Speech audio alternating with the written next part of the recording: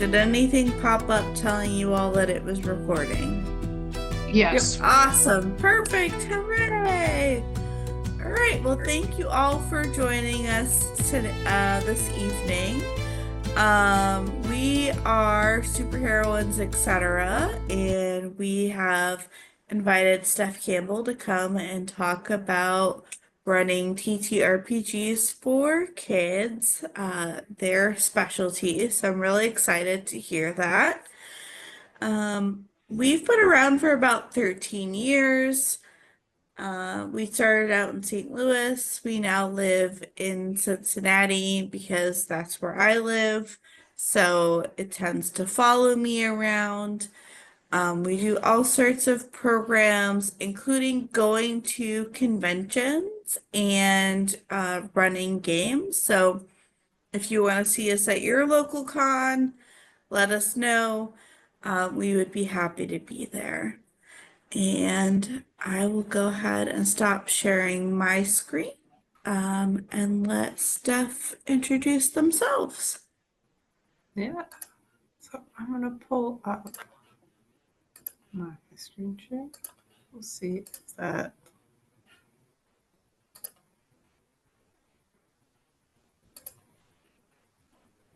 Okay. Is it showing it in presenter mode? You're good to go. And I will also monitor the chat if anybody has questions there. Sweet. So I am Steph. So I'm a parent, an engineer, a professor. I run the TTRPGkids website, which currently has over 500 articles. I think we're coming up maybe close to 600 at this point. It's got a variety of game reviews, tips and tricks, interviews with other individuals in the space. So we got some different perspectives on there. And I have published over 50 kid-friendly TTRPG titles that have ranged from my book, which is an Indie Press Revolution bestseller, to a whole bunch of digital games and some that have gone to print and gone through like the whole crowdfunding campaign process. So I dove into this a few years ago. It was during the whole COVID shutdown time period, and kind of just went in head first and learned everything that I could about all ages tabletop RPGs. So what we're going to talk about today is how to make a tabletop RPG for your particular kid. This is going to be applicable to home games, games with friends, games in educational therapeutic settings. And it's also applicable to all players, not just kids, but we are going to have it framed kind of in that all ages kind of kid-friendly zone. So I want to know, before we start, a little bit about you, so that way I know kind of where to direct some of the presentation material. So who here knows what a TTRPG is? Okay, so everyone does. Who here has played a tabletop RPG with kids before? Okay, so everyone. And then can you put in the chat, what is a TTRPG that is not Dungeons and Dragons or Pathfinder?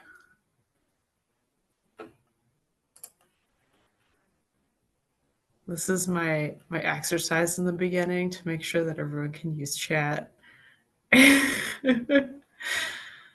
Okay, so we got Good Society, Monster Hearts, Magical Kitties, Kids on Brooms, and No Thank You Evil. So all very good TTRPGs.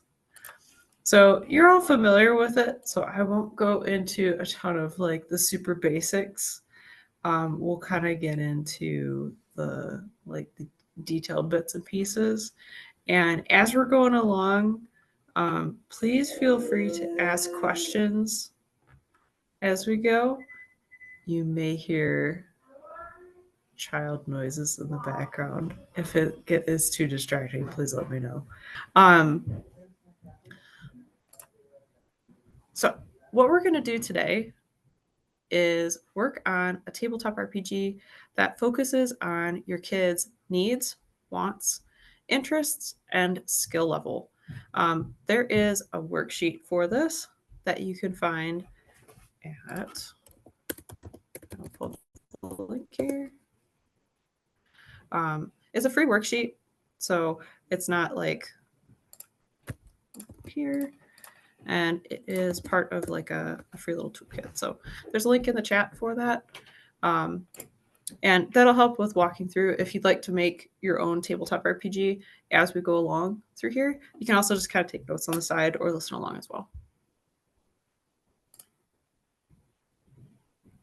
So this is what the worksheet's going to look like. So it's a one-pager, and the goal is that this one page will contain everything that you need to run a TTRPG session with your player. So walking through each one, step one with any TTRPG is to get on the same page. So this is going to be kind of like you're setting up safety tools step, but it's a little bit different with kids. There's the consent in gaming is a really good tool for working on your safety tools, but a lot of the material that it covers in there is not really like something you can even like bring up around kids. It's very like PG-13 R-rated kind of like topics that kids are going to have no idea what you're talking about. And then especially with kids who have never played a tabletop RPG before, asking them to describe what they do or don't want to see in the game may be kind of confusing because they haven't gotten like a good idea of what the game is. So what I usually like to do is create an emergency stop that can easily be used if something uncomfortable comes up in the game. So this is going to be something similar to like the X card. So I've got like the X down here. But for really little kids, like when I started playing tabletop RPGs with my kid, when kiddo was about 2.5 years old, trying to explain what the X card symbolized was a little bit difficult. So we just had a red building block. And I was like, okay, if something happens in the game and you're feeling upset or you need to take a break to go to the bathroom or for any reason, just raise this up and we know that we need to take a break. And that was easy enough to understand. It was also tactile. It didn't require any words. So with kids who are still working on speech or who are maybe having a hard time talking when they're having a big feeling, it can help to have like just that physical object there that they can touch, feel, hold up, and use that doesn't have to require like vocal processing. So at this point, if you're filling out the worksheet, you'll add on your worksheet what your emergency stop method is, whether it's X card, using a block, raising a hand, having a keyword, something like that. And then next, kind of looking at the consent and gaming tools. It's pretty easy to outfit this to a little bit more kind of simple concept that you can use in games for kids. So I have a topics to review list. So these are going to be no-go topics that both you and your players identify. And this is going to require discussion. So what I'll do with this is I will start it off by suggesting a few things to the group so that way people get an idea of what to put in here. And I do this when I'm teaching adults how to play tabletop RPGs as well. Like there's a community center I brought it to and some friends I've taught. And so I'll start this off with a few topics. So like I will always put in there no harm to children. if you're playing with teens and you're the GM, and let's say you're the parent of one of the teens there, and you say, you know, I'm really not comfortable if you're like dating or flirting an NPC, put that in there. So this is not just about the players, this is about the GM as well. For younger kids, sometimes it can be like storms or spiders, or like for anybody, like it can be, but like spiders in particular comes up a lot. Character death is another one. Zombies is something that's come up before. The level of fighting and combat. Uh, and then I have this alarm here because as I was introducing this to my kid, the first time we did it, I was listing things off. It's like, so things I don't like. And I was like, yeah, things that you don't like, you don't want them in the story. He goes, the tornado alarm. And so I was like, okay, so you don't want the tornado alarm in our game? Yep. Okay, so we put it on there. And I didn't have any plans to put a tornado alarm in the game.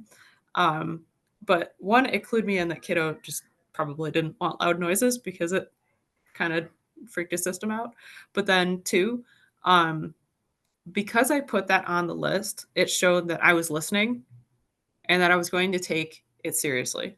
So then later, as we got used to the game, or maybe kiddo saw something in a show, we play a game later. He's like, hey, can we add this to the list? We knew exactly what was going to happen. And it was very easy to say, okay, this is like safe, trusted space that we can work within. So this is really important, even if the topic seems a little silly. It's not something that you had planned to put in the game. Um, it just kind of helps to show that you're going to listen and pay attention, in addition to making sure that you have a good base to work from. Okay. Before we go on, did anyone have any questions? I do. I'm wondering how I'm finding that weapons when I'm playing with my Mm-hmm. kid and his friends are like we need to talk about what weapons are on the table and off the table. And I'm curious how you handle that, especially talking with the kids and parents. Like Mm-hmm. how do you kind of what language do you use when you talk to the kids about the weapons? So if it's like, I recently started GMing for a group of tweens, and during our like kind of session zero, we did have a ground rule of we're not going to go into extreme gore. So we're not going to be describing what happens when we attack people. So like, there's one kid in the group who I think is going to go a bit murder hobo-y, has expressed some of those tendencies. So it's just, we'll remind, hey, we're not going to be describing in extreme detail what happens. And so I think that's kind of maybe a similar way to potentially handle it is if they have like an extreme weapon that they want to try and use, they say, okay, you've used the weapon, we move on. We're not going to describe what horrible things happen because of what you did with it. Or it can be a bound around like, um, do you have an example of the weapon that you'd be able to share? Just so I know like what we're kind of working within. Usually because I am uncomfortable talking about guns personally. Okay. Really, that's like Yeah. my boundary with that I say Yeah. like we're only using weapons that were around during this era of Okay. history. Yeah. And I think that that's a good way to set the boundary as well is if you don't want to have guns in the game, you don't have to have guns in the game. So I know that like some games have added it into like medieval settings and had it like, oh, there's like, it maybe shows up with this one instance or two, but you don't have to have it. So yeah. And you could have it that if it is in an era where guns might exist, maybe they're banned. Or maybe it is, and so like if a character tries to make one, they could get in really big trouble. So there might be like a consequence towards it that's not outright saying, no, you can't have it, but that trouble's going to probably follow you for quite some time if you're walking around with this thing. So that might be like a couple ways to handle it. But that's definitely something that you can put on the no-go topics list. So. Any other questions? Also, did that answer kind of what you were looking for? Yeah. Okay.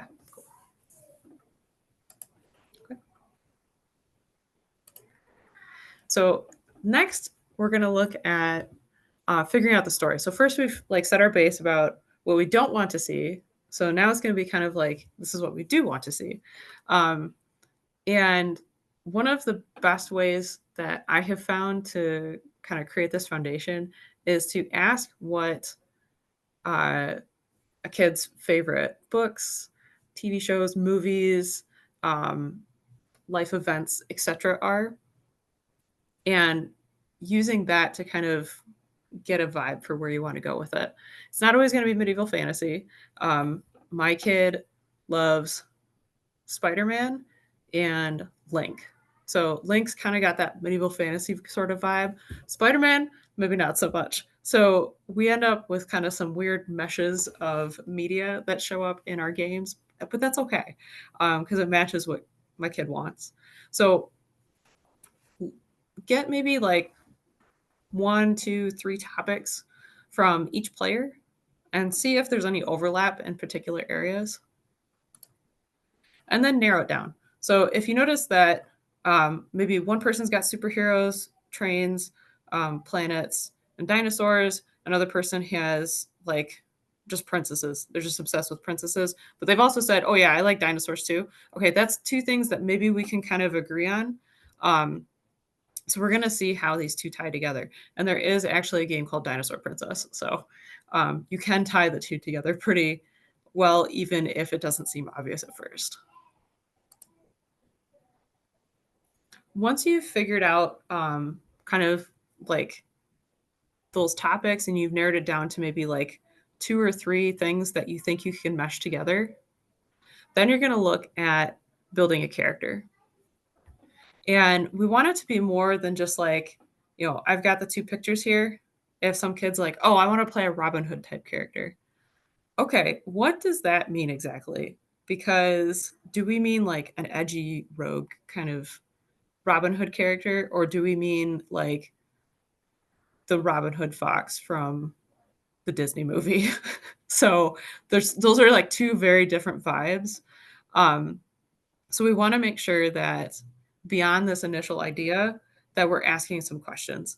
It can also help if a kid comes in and doesn't know what type of character they want. Asking the questions can help quite a bit. First, we're going to work on who they are before we get into any kind of stats, because if you notice, we haven't actually picked our game system yet. That's going to come a little bit later.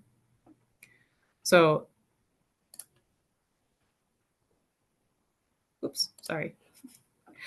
So we're going to look at, for the character, what are their name and pronouns? Who are they? What do they like or dislike? What do they want to do? And what do they look like? So that's kind of like the questions that I suggest here. Those are really simple, but it gives you a really good idea of like kind of like a snapshot of what this character is. And that's going to kind of further build the world that you're going to set things in. Because if we've got dinosaurs and princesses, so we have dinosaur princesses that rule over this prehistoric land and have this utopian kingdom, but now there is trouble afoot. So you have Velociraptor Robin Hood has now come in as your character. So we've got kind of like this dinosaur, like medieval fantasy kind of mashup going on. It can be kind of wacky, and that's okay. I've done that with my kid with the whole Spider-Man situation. We've had a medieval Spider-Man adventure, and it was pretty fun. It took a little bit of tweaking, but it ended up coming out pretty nice. So be okay with it getting a little bit weird. So from here, I recommend coming up with a few characters to populate the world. I have a really hard time coming up with random NPC names on the spot. So I always like to have about 3 per session that I can just kind of jump to and be like, okay, instead of all the guards being Steve, we now have Milo, who moonlights as a baker. And so this little tiny list helps a lot with those on the spot kind of players wanting to know the entire backstory of a character. Usually what I'll do is we've got name and pronouns. What do they do? And then what are they like? So maybe Milo, the moonlighting baker, is a quite jolly old fellow. But then we'll have, uh, so this is me trying to come up with it on the spot. Um, let's say Mike, the shopkeeper, is like really, really grumpy. Um, that's all the details, like sometimes that you need in order to kick things off. And it's very fun to have your players help you create some of the NPCs. So if I give my kid these three like little prompts, we have Mike the grumpy shopkeeper. I'll say, okay, so Mike the grumpy shopkeeper, what's in the shop, or like what does the shop look like? Um, how old is Mike? Uh, is there anything interesting about Mike? And my kid will start like putting in silly little things, but this makes the character memorable, especially to whichever players contribute to designing the character. And then it takes a little bit of pressure off the GM. But having this little list to start you out can really help. And I like to use note cards. Um, there's sometimes a lot of characters to keep track of, but if it can fit on a note card, it seems a little less intimidating. And you can potentially give the note cards to players to keep track of and give them a little bit of responsibility, um, to make sure that the NPC that they helped create didn't get lost. And then they're in charge of like kind of reminding you when you come across the NPC again what they sounded like or a few details about them. So it's part of looping them into the creation process and getting them engaged with the story, and then also setting them up to be a future GM.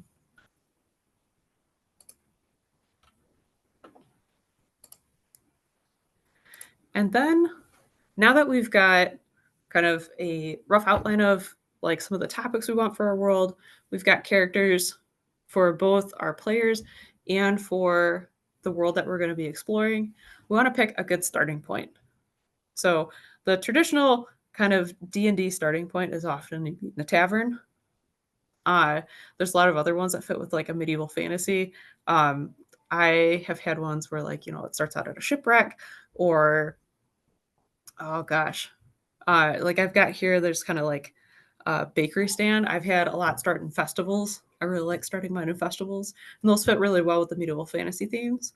But if you have like your topics have skewed a little bit, um, having everyone meet at a farmer's market can work if you've got more of a cozy kind of vibe. Festivals are pretty universal across most worlds. It varies what they will be celebrating, but it's a good kickoff point. And then school is another one. So most settings that you create will probably have an opportunity for there to be a school. And if your players are playing like school age kids, that could be a good reason for them to all know each other. So think of a few different ways that you could have a starting point, and also ask your players what they think too. There was early on playing with Kiddo, a pre-made module I tried out with them where it started in a tavern. And I was like, okay, so you're in a tavern and the like a waiter comes up and asks to take your order. And my kid's just like, what? And I'm like, where? So the waiter comes up, takes his order, and he's like, what's a tavern? And I'm like, oh, okay. And I'm like, well, it's like a restaurant. Um, but like kind of like there's more like grown-ups and stuff there. Um, he's like, well, then why don't you just say a restaurant? And I'm like, that's a good point. So we just changed it to starting in a restaurant. And so we ended up having like basically the medieval equivalent of like the local diner. Uh, and it ended up being like a really cozy place. And I just asked Kiddo, okay, what do you think's in the restaurant? Oh, there's like this decoration, and I think they serve really good hamburgers. And we just kind of went through and made it. And it ended up being like that starting point was almost like the most fun thing about the story. And so we've reused that restaurant in a couple of other of our games as kind of a interdimensional nexus point uh, in our adventures. So it ended up becoming something like pretty special by asking what my player wanted. Okay, so we're going to get into step 3 for mechanics. Before we do that, did anyone have any questions? Okay, cool. So for your mechanics, so we've gone through kind of safety tools. We've done a bit about world building. So we do that before getting into the mechanics because we want the mechanics to help facilitate whatever it is we want to do with our characters and the rest of the world. So this, I always have as like step 3. In order to choose your mechanics, some questions to consider are: where are your players at? What's their reading and writing level? And how are they with counting and math? Since most games are going to have their mechanics and like comprehension is going to be based on tracking character sheets, being able to read spells, being able to total up dice, and things like that. So consider these right here. And then think about if you want to use an existing system or if you want to make your own. So if you want to use an existing system, is this something that fits the reading and math level of your players? So like Dungeons and Dragons is typically recommended for ages 8 and up because of the reading required and being able to work on your character sheet, since there's like quite a few pieces across there. That doesn't mean that you can't use it for younger kids.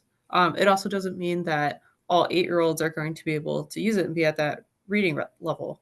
So this is something to consider. Look at if your kids can use the system before saying like that's exactly what you want to do. And then let's say you do want to use Dungeons and Dragons, but you've determined that maybe the reading and math level is a little bit high. There are existing mechanics, or you can adjust existing mechanics, and there are pre-made adjustments for a lot of popular systems. So 2 that I show here, there's Family Fantasy RPG has a tiered system that slowly introduces players into like using a full Dungeons and Dragons character sheet.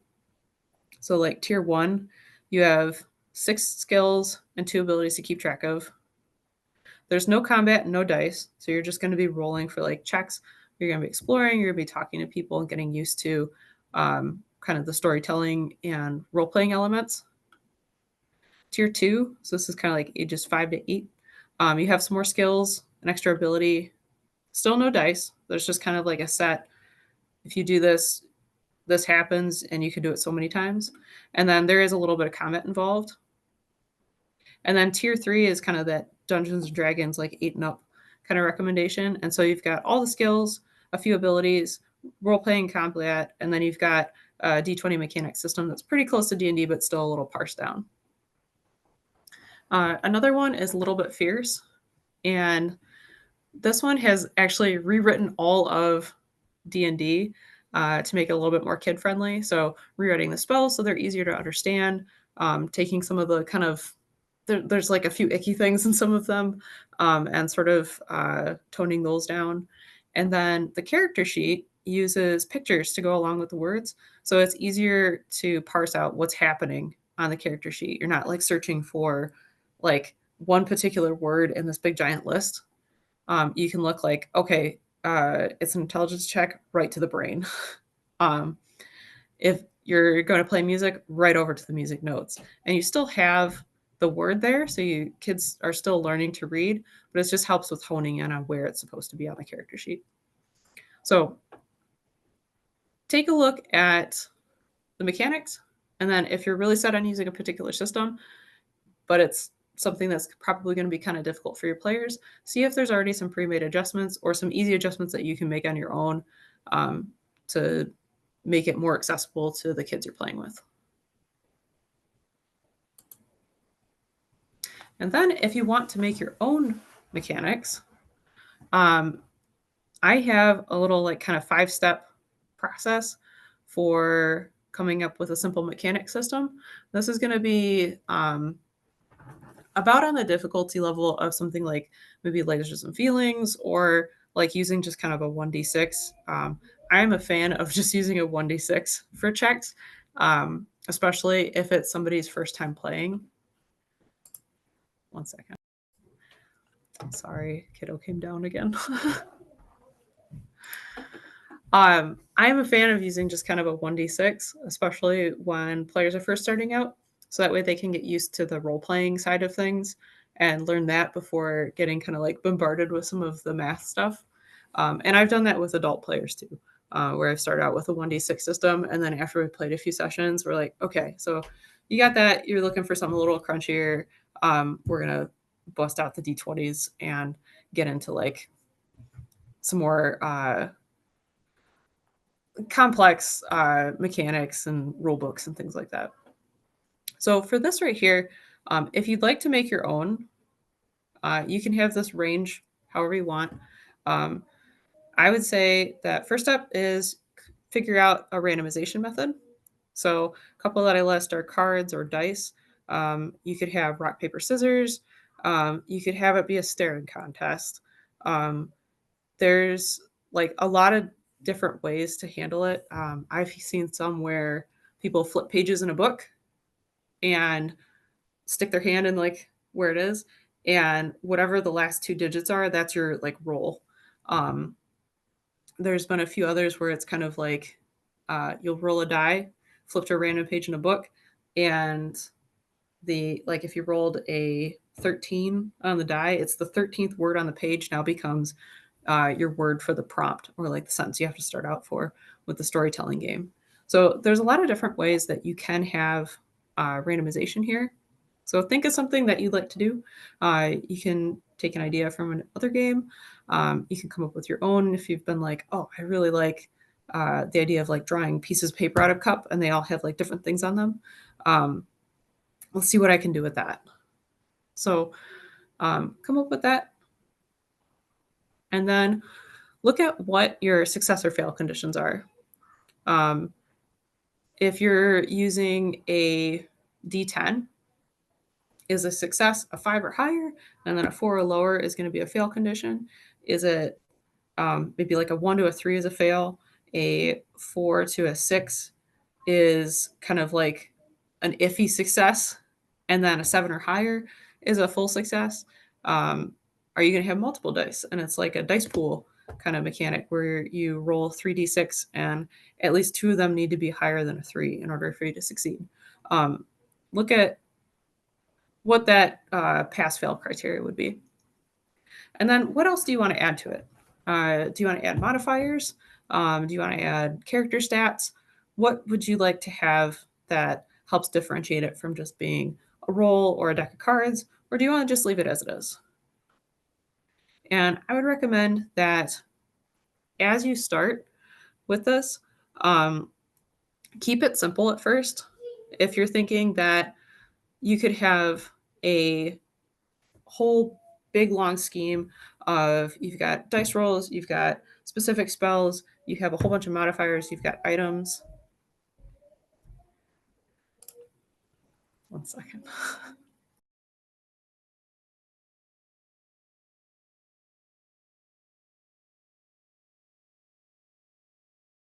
I'm not sure if Slides is a person, but I also wanted to welcome you to the presentation if you are a person. For some reason, I feel like sometimes my like technology jumps in and is like, now I'm a thing. Like my Otter recording will just like jump into meetings sometimes. And yeah. Anyway, but Slides, if you're a person, hi. Hi, Slides.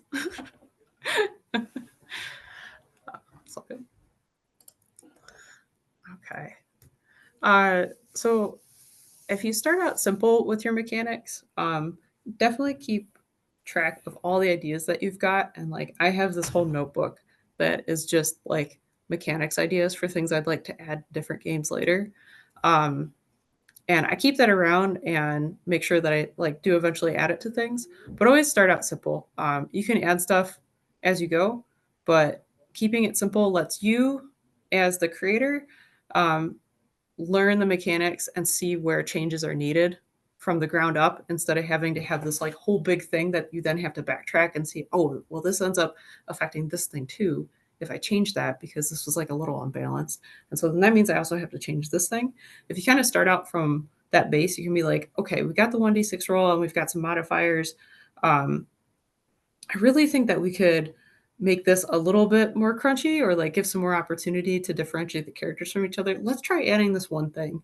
And then you see how that goes. And if it doesn't work out, it's not too big of a deal to back off on it and change it to something else until you kind of see what ends up being the best for the game that you're creating.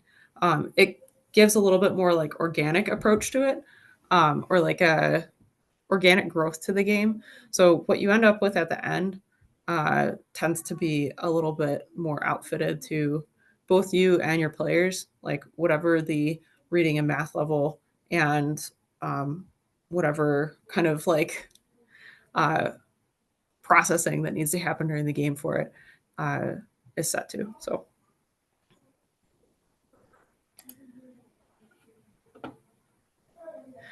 Any questions about mechanics before we move into some of the game prep stuff?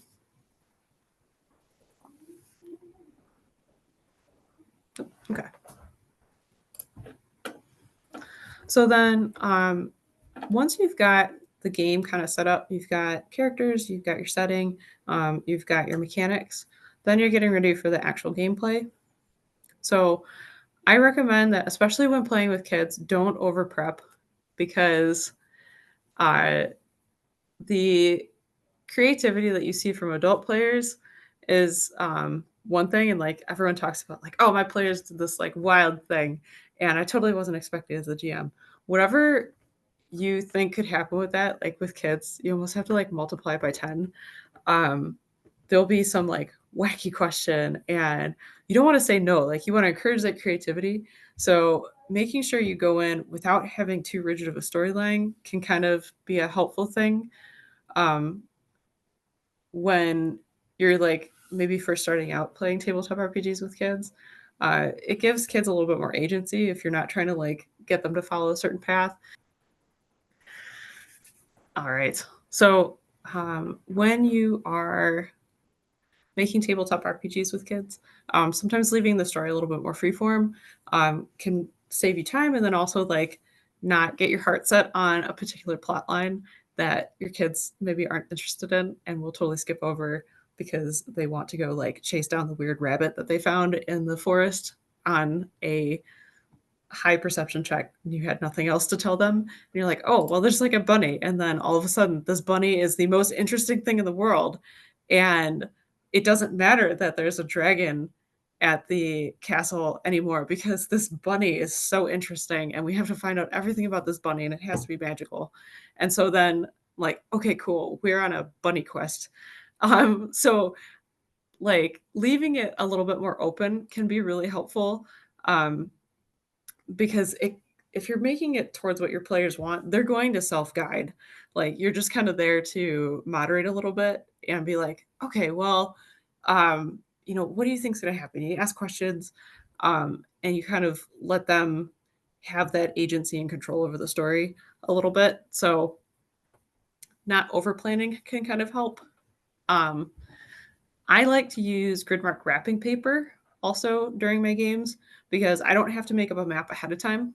We can just roll the wrapping paper out across the table and we have this gigantic map now that has measured 1-inch squares. And I can let my kid draw all over it and say, okay, there's a river here. We got a forest over here. Over this area, I think it's too far away for us to see what's going on. So we're going to have to get there. Or like I might cover it up, get like really secretive and draw something over there. And it builds this anticipation because it's like happening live. And then when it finally reveals, oh, there's actually a cave over there. It's like really exciting.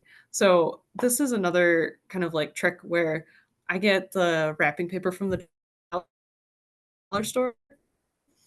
And so for $1 or like it's $1.25 now, I can get like 4 really big maps that keep my kid entertained for like a hour-long session. So this is like kind of one of my favorite like hacks.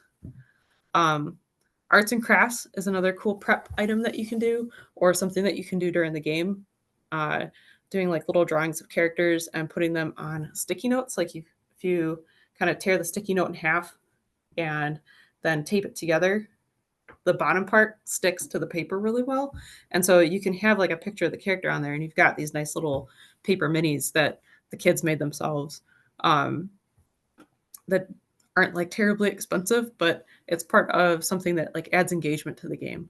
Um, we'll make like little Lego cities and things like that as sets for our games too. This all kind of just adds to it, makes it a little bit more fun.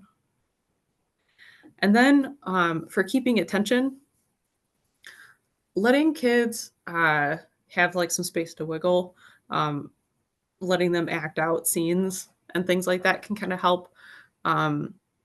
My kid loves to like run around when we have a chase scene. I'm like, okay, you're gonna make a roll. It's successful. I'm like, okay, so you're gonna chase after him?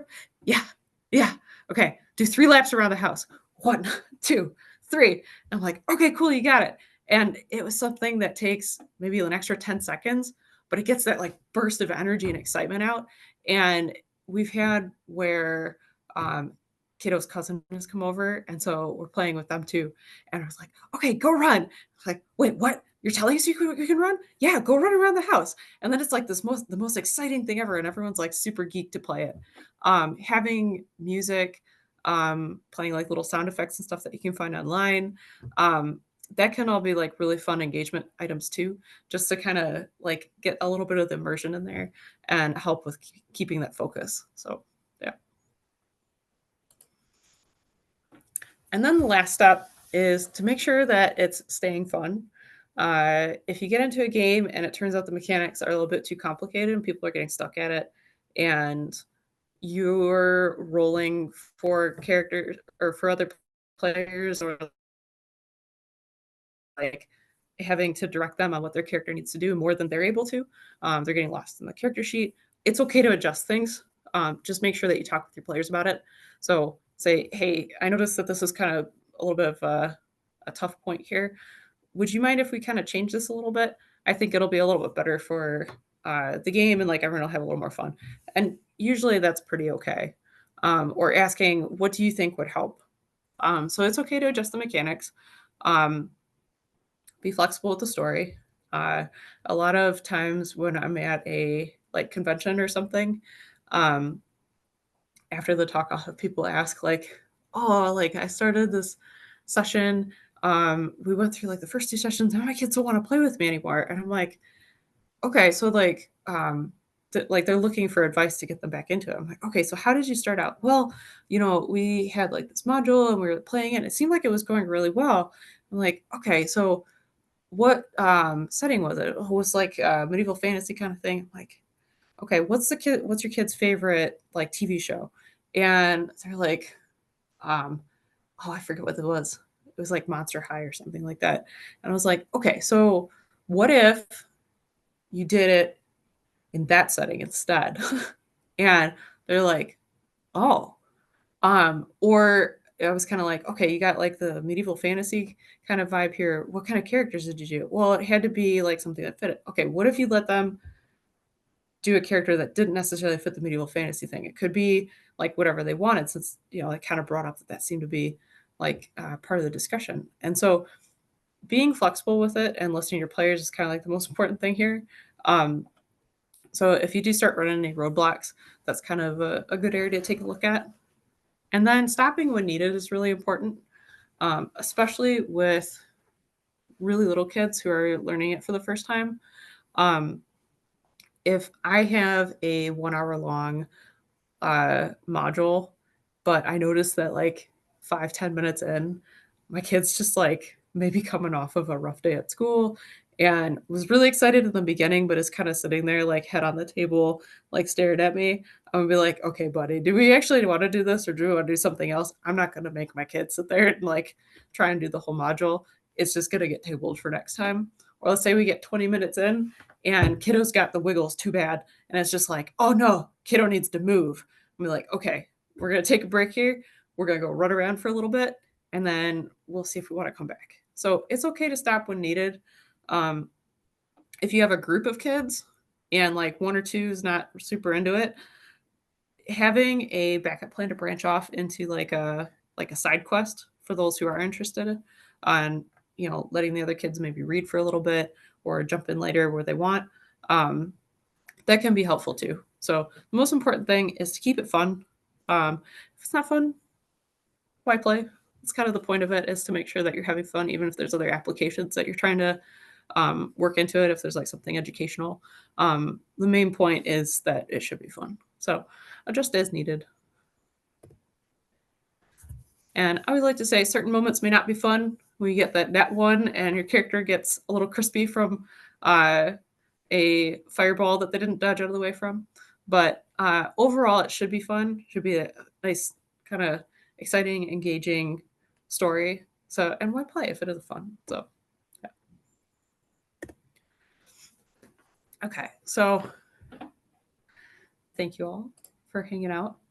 And if you have any questions, let me know. I've got a whole bunch of free resources on the TTRPGkids.com website.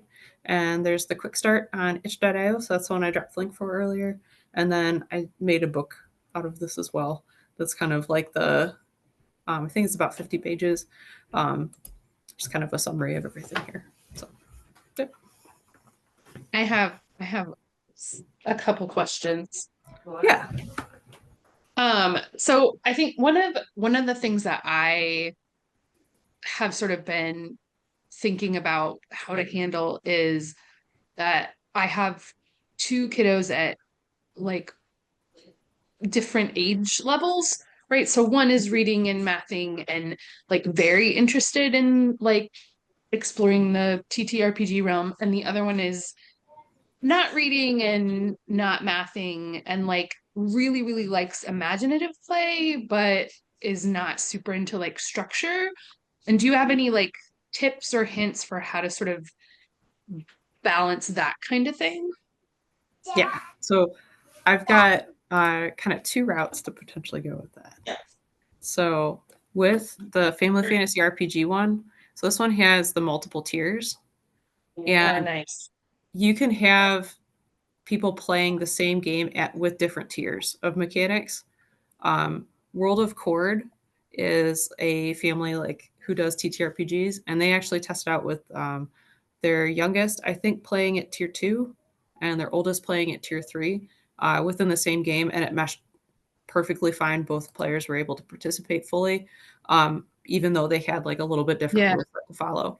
So that's one way to do it, is to have like a mechanic system that's like a little bit adjusted for both players.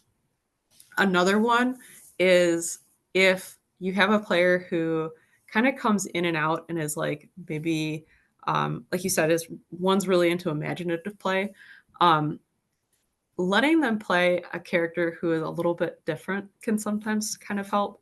One of my favorite stories with this, it was a group of adults and who would always go over to this one person's house, and their kid was like, "Oh, I really want to play. I really want to play." But then whenever they would play, the kid would kind of come in and out of the session. And so the kid played a narcoleptic fairy who, whenever they would leave the table, the fairy would fall asleep.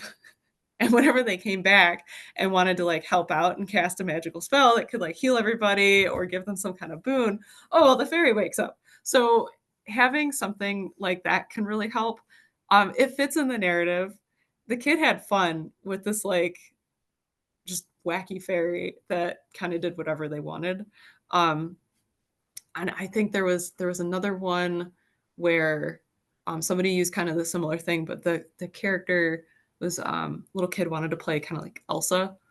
And so it was Elsa, but like she just fell asleep all the time. And so that's like kind of a little trick that I've seen multiple people use to let characters kind of come in and out. That can also be maybe outfitted a little bit if both players are engaged, but one is looking for more of like they just kind of want to be a silly goofball, or they want to get into the play a little bit more and not so much the mechanics. They could be kind of a support kind of figure, or you could just go in with the understanding that, this one's going to be more like the bard of the group. And they might talk a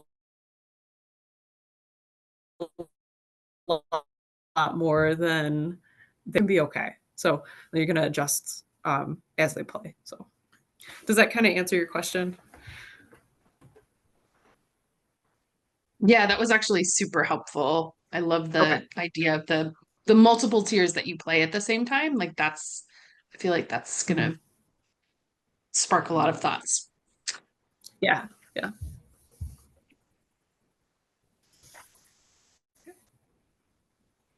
Any other questions?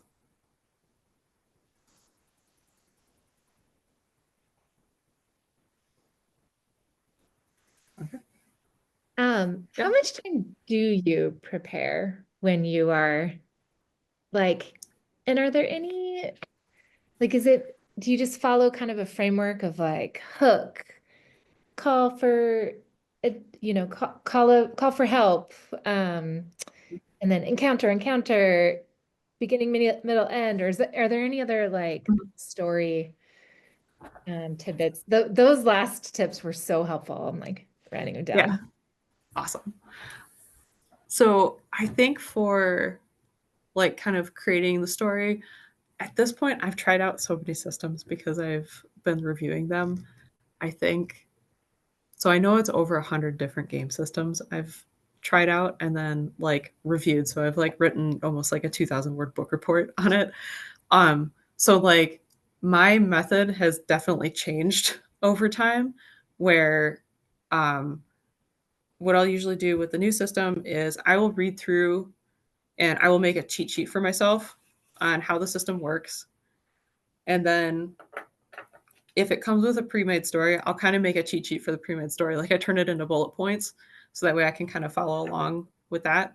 All in all, that process can vary quite a bit. If it's a one-pager TTRPG or something that's in a small booklet, that maybe takes me about an hour to learn how to do it and to kind of get that prep going. If it's one of the chunkier books, that one can be like a few hours to read through it. I do like those because they sometimes have like really interesting mechanics and like lore building in them. But I also go in knowing I'm not going to be able to introduce all of this to my kid in one like fell swoop. So those ones take a little bit longer to go through and then also break down. So I'd say that would be like maybe like a 5-hour kind of one. I do spread those out quite a bit. Like I'll do one of those maybe every other month when I'm reviewing things. If it is something that we're doing just for fun, so not for a review, I usually come in where I'm like, okay, we're just using a 1d6 or a like 1d20, and we're going to give you 3 stats, and we'll just write it down on a piece of lined paper. This is, kiddo comes home from school, has had kind of a rough day, and it's just like, okay, you want to play a story game? Yeah, we're gonna play a story game. So we want something that's like really simple, not gonna be new mechanics introducing and whatnot. And I'll just be like, okay, what kind of character are you thinking about today? Lately, it's been Link from Legend of Zelda. So I'm like, okay, is there anything in particular you want Link to do? I want Link to go find some Koroks and just go have a party. And I'm like, okay, cool. So what do we need for the party? And this is all me just asking kiddo questions. So my prep is just kind of like me sitting down and asking what my kid wants. And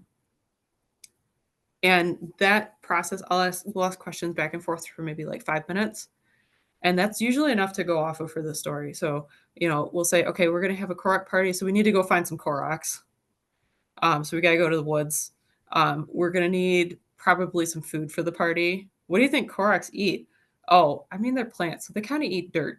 And I'm like, okay, so we should probably go get some really good dirt. And then I'm like, okay, and like we probably need decorations, right? Yeah. What do you think they'll decorate with? Probably like leaves. Okay, so we want some really colorful leaves. So we're gonna go find some Koroks. We're gonna make a cake out of really good dirt, and we're gonna go find a bunch of really colorful leaves. And this doesn't sound terribly exciting, but like, those leaves, you can only get them from a special tree that grows on the edge of a cliff. And so now we have to climb a mountain. And the dirt, I mean, you gotta get really specific dirt because you gotta make it into a cake. And so, and you gotta like, decorate the cake and everything. You gotta find the special moss and all this other stuff. And the Koroks are really good at hiding. And so this now has given us this full like hour-long session that will probably span into 2 other sessions for like 15 minutes or like 5 to 15 minutes of asking questions back and forth. So that's usually my process is it'll be kind of what does kiddo want? And then there's usually like I like going by the rule of threes. Like 3 just feels satisfying in terms of like there needs to be 3 steps before you get to the end. So we'll have like, find the Koroks, make the cake, get the decorations. And that feels like a complete adventure then. Um, and then within each of those, there might be like, okay, there's 3 steps that we need in order to get the cake, or 3 steps we need in order to get the leaves. And that's usually a pretty good rule of thumb is like sets of 3 just kind of feel satisfying. And you kind of let it go for as long as it wants. The situation with the Korok party, maybe after 30 minutes, kiddo's like, okay, we've made the cake. We found some Koroks. I think we're just going to have the party. I don't think we need the decorations. Okay, cool. Let's go have the Korok party. And that's okay too. So does that kind of answer what you were asking for? So, okay. I know that's kind of, my process is very like fluid at this point. In the beginning, I planned a lot and was like, okay, here's like, the standard structure that everyone recommends for making like TTRPG plot lines and everything. And it about a year into it, I was like, it's actually like easier to just ask kiddo questions and just come up with things in sets of 3. And that seems to work really well. So, yeah. Yeah, the examples are really helpful and awesome when you're like working through it out loud. So thank you.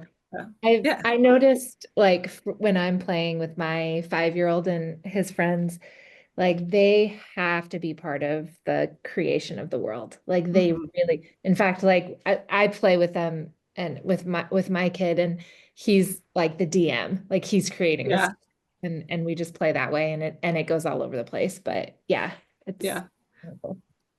Yeah, that's like same with my kid. Like technically I'm like the GM, but kiddo's really the one kind of coming up with everything. I'm just asking questions. And I mean, it can be simple things too. It's like, okay, you're in a forest. What's something weird about the trees? And then all of a sudden, now this forest is the most interesting thing in the world. And the kids are super like engaged with it because like they've gotten to pick this weird thing and they're all debating back and forth like no they got like weird fruit, no that's like got blue leaves, why does it have blue leaves, no it's got like magic sparkles, and now it's like now there's 3 weird things about the tree, and why is this forest weird, and you have an entire plot line right there. So yeah, it's 100% like giving them the reins on things. um a lot of times you get like a more interesting story than what like I could ever have come up with. Like, the only thing is like making sure like you know when to kind of rein it in, because otherwise we'll spend an hour sitting there like just talking about weird trees, and then the one kid off to the side who's like, okay, enough with the trees. Can we go on and like find the thing that we're looking for? Like we're supposed to be finding a magic sword. So like it's kind of like saying, okay, well here's the weird things about the trees. Do next. And so like your job is really just kind of like asking questions and then saying, okay, and then. So yeah. I think Jennifer was asking a question, and then Slides had a question after that. Okay, sweet. I was just curious if you had any tips for structuring like younger kids and taking turns, like when you're not in an initiative situation and it's really obvious, like how, if you have any tips for that. Yes. One of the games that I saw did this really well was Adorablins has a spotlight card.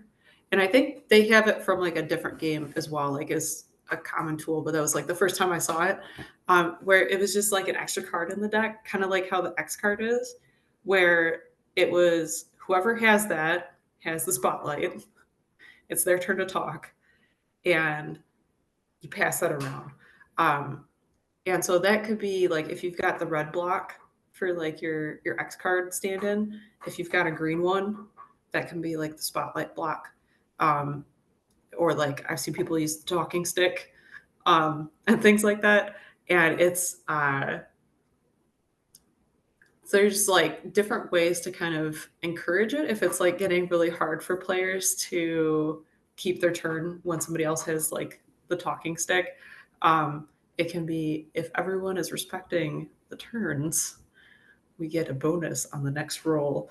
Or it can be, oh, well, if you interrupt too many times, maybe something bad happens in the game, like, or something tricky happens, like there's, not necessarily like a punishment, but maybe like some drama will occur. I tried that out with Kiddo one time, and Kiddo decided to just be a little chaos monkey and tried to make the tricky things happen.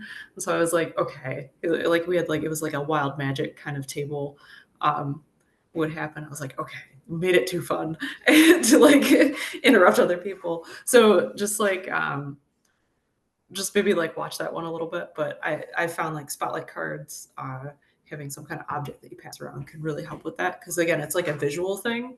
Um, and if like somebody is interrupting one kid, they'll maybe like hold it up to be just kind of like, oh, hey, I got the thing here. You're interrupting my turn. And that can work with turn order too. With my adult players, I'll have like a turn order tracker. Whether it's so like I have like clothespins with everybody's character names on it that I just like stick along the screen, or like on a little piece of string even works. And that's really helpful for showing who's going next. Because that's something like just, I think everybody has a hard time keeping track of when there's like 5 players, and then maybe you got like a couple baddies coming at you, and there's like the storm has a turn too. So, and then that can also work really well for online games. So, I GM online for like tweens and stuff like that. And so I'll have the turn order in the chat, either on Roll20 or on Zoom. So it's like really clear when everyone's going. And we just kind of make sure that we remind people like, hey, this person's talking right now. They've got their turn. We're going to wait until we're done with that turn. And we can have a little intermission between the next one where you can talk, but we're going to wait until this person's finished theirs. And we just kind of communicate back and forth on that. So yeah, that is one of the things that's like particularly challenging, because like the idea needs to get out now is like the attitude. And it making sure that like there's some kind of security, and we will leave time for your idea to come out. It's just we need to wait until you've got the card, or it's hit like the point in the turn order where you're going to be able to speak. And so that's where having that list, or like having the object, isn't so much about saying don't talk right now. It's about saying you will get to talk eventually. We just got to like be patient. So that's more like the message that kind of conveys, or like the attitude that I would recommend going with it is, this is to make sure that you get time to speak later. So yeah.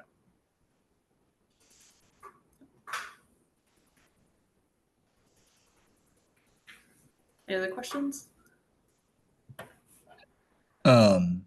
One of the things, and this may have come up in the safety mechanics before I came into the meeting, but I was curious about what you did to manage when big feelings come up at the table. Yeah, so with the safety tools, like so using like a modified version of the X card, I found has worked really well with super young kids. I'm gonna see if I can actually pull the presentation back up.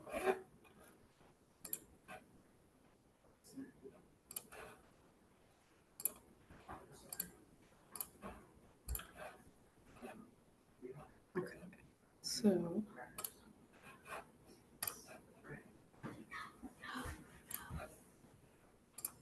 okay, so this right here. So I have like an emergency stop that I'll always do.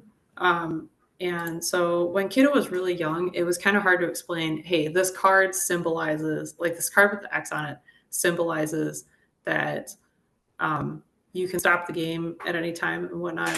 But you've got to like pick the card up, which was a little bit hard to do, because like fine motor skills and whatnot, like trying to slip the card off the table and actually pick it up required a bit of thought. It's laying flat on there, it kind of blends into the surface visually and whatnot. So I will use like a block, like a building block. It's easy to grab. You just pick it up and kiddo can like kind of mess with it as we're playing. So it's always there and like kind of present.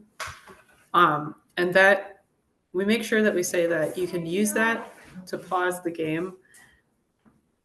You can use that to pause the game if there's a big feeling going on, if you got questions about things, if a bathroom break is needed, if you just got to like run around the house a couple times. It is something that we can use to communicate, hey, stuff's getting a little bit intense. I need to do something. And we don't judge about it. We make sure that like we do talk about if it's being used, like let's say there's a lot of ones being rolled and kiddo doesn't like that. If you raise the block all the time, it's like, oh, I don't like this, blah, blah, blah. Like it's kind of like, okay, so we're going to talk about the feelings associated with the roll. We're going to make rolling kind of funny. So if there's a one that's rolled, and what's something silly that happens that made that failure occur or like made it miss? Like, did your character trip and fall in the mud? And is that kind of silly? Or maybe the bad guy tripped and fell in the mud, so he went underneath the spell that you just cast. And giving the opportunity to let kiddo describe the chaos can kind of help. And so having that tool there can help with giving like a way to engage that doesn't require speaking, that doesn't require having to think a whole lot about trying to slip this card off of the table and pick it up, trying to interpret what this card means. It's just something that's there and present. So does that kind of answer your question? Yeah, that gets what I'm looking for. Okay, cool. Any other questions?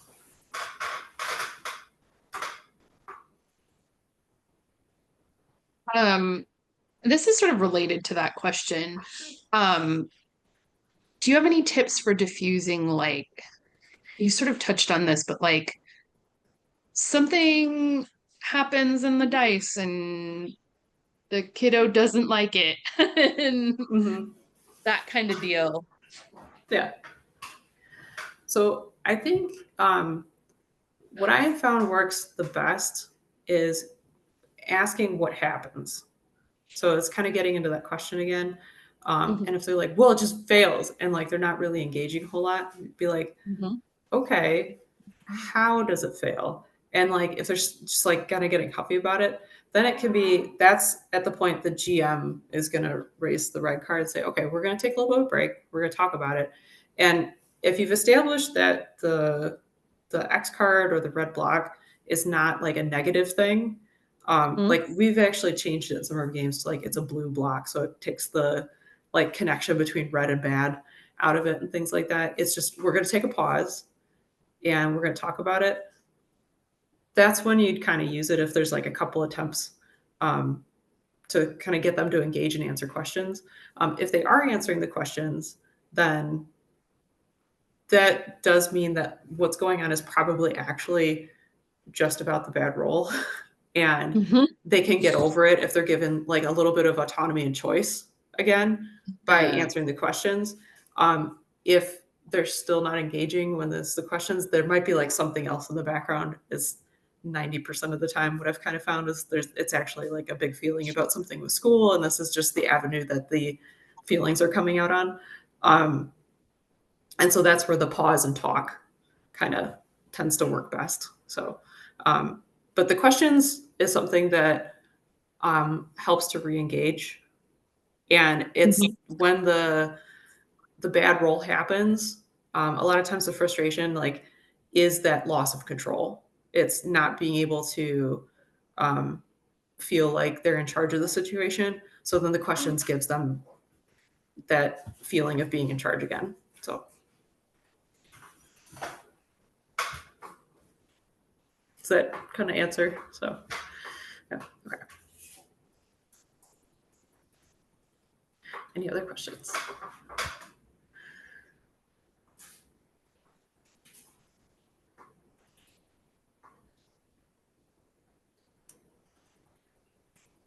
Okay.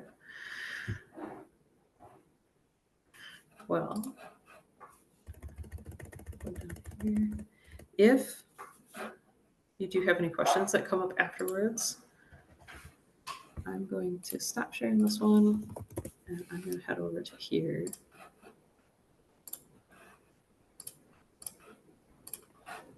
So this is the TTRPGkids website.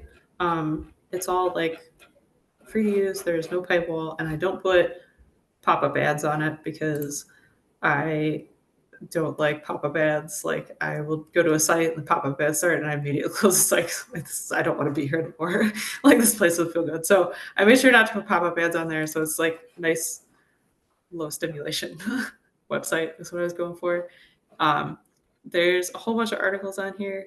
And if you're looking for, so like tips and tricks might be a good one if you're looking for kind of general advice. And like I have like, there's like some arts and crafts kind of things on here. But then like bits and pieces on like education and kind of just chats about the games. Education might be another one to check out. So this is all going to be like kind of school focused materials, ideas for like educational games and things like that that still stay fun. And then if you have any questions, like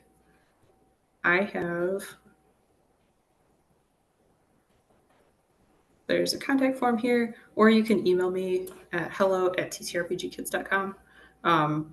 It's just me running it, so you'll get me, and I'm happy to answer questions and talk shop and whatnot. So this has kind of been like, I don't think it's possible to write 500 articles on the thing without being like really into talking about it. So like, please talk to me about it because I enjoy that. So like, don't hesitate to ask questions because I could sit here for like all day and I'd be happy. So yeah. Cool. Thank you so much for joining us. I feel like I learned a ton. I think the questions everybody asked were wonderful. So we're with Superheroines, etc. We do have a website, superheroines.etc.org. One thing we are working on right now is rebuilding our library for people to borrow things like this. So we have Steph's book now added to the library.